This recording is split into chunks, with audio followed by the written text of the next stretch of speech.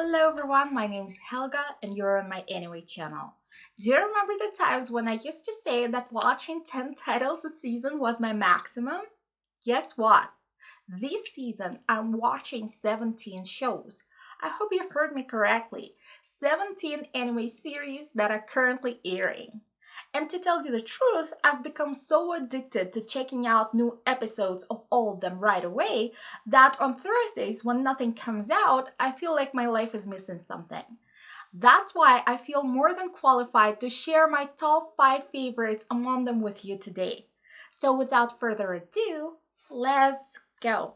As usual, we'll start with the continuing titles that I'm enjoying this season.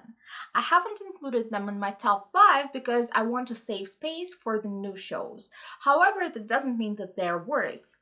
I've been continuing watching So I'm a Spider So What, which is a leftover from the previous anime season, and I'm really fond of it. I can't ramble enough about how much I like the main character and her voice actress Aoi Yuki. In my opinion, the portrayal of Kumako in this title is phenomenal, as well as the jokes about psychological separation from parents and heresy resistance.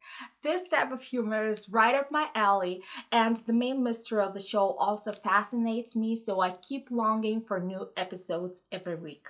And the second continuing title is Moriarty the Patriot Season 2.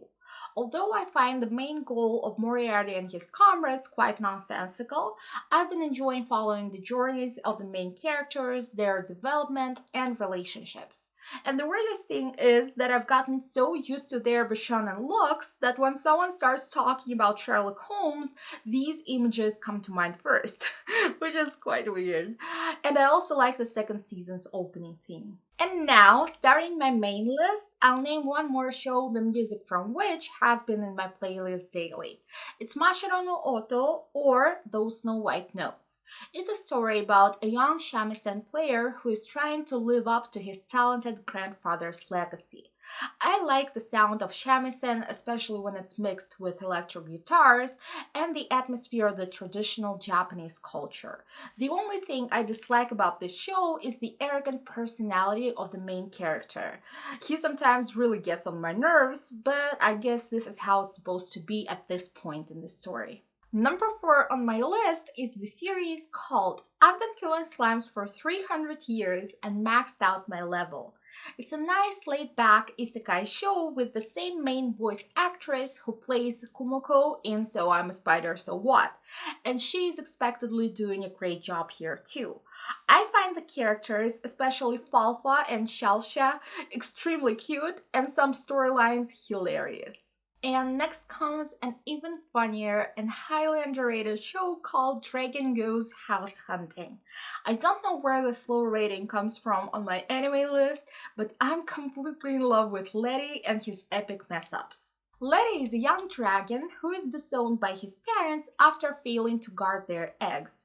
So he starts looking for a place to live, but the problem is that his world is an RPG where heroes, aka players, come to hunt magical creatures.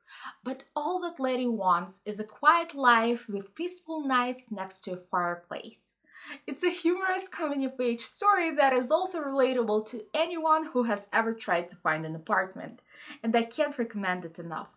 The next title I didn't expect to become my favorite this season at all. It's called Koikimo, or It's Too Sick to Call This Love.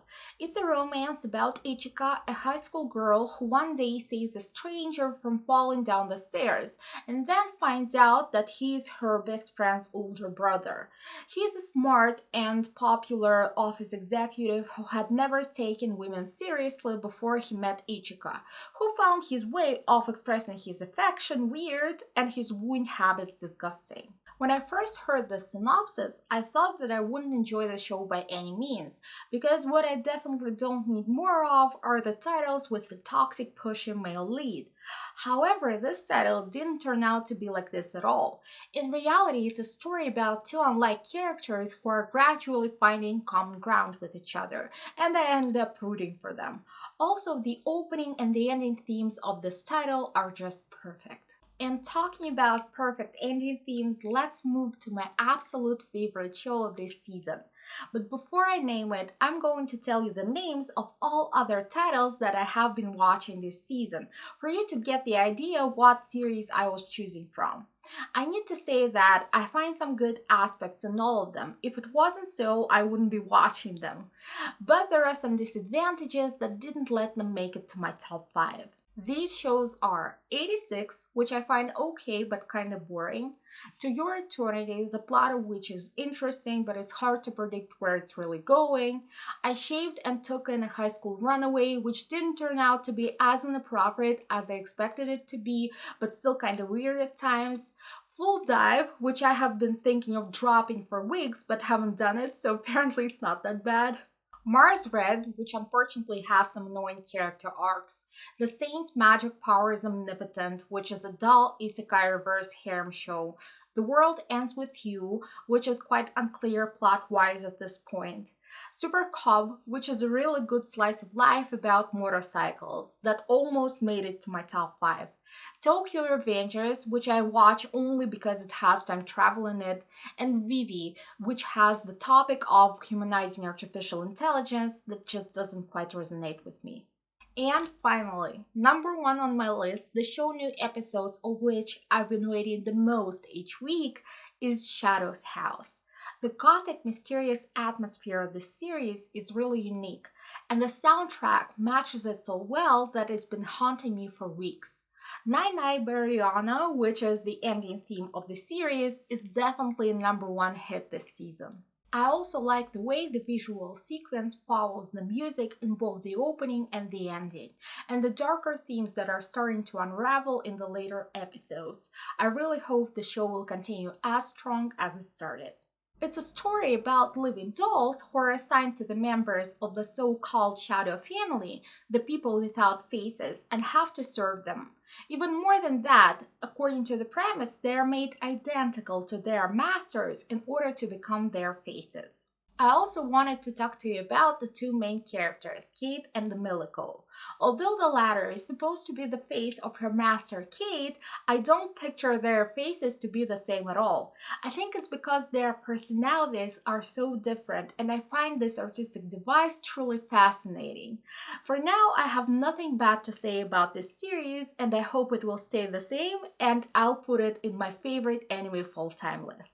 That was it for my top 5 anime that I recommend you check out this season. Share your favorites in the comments below.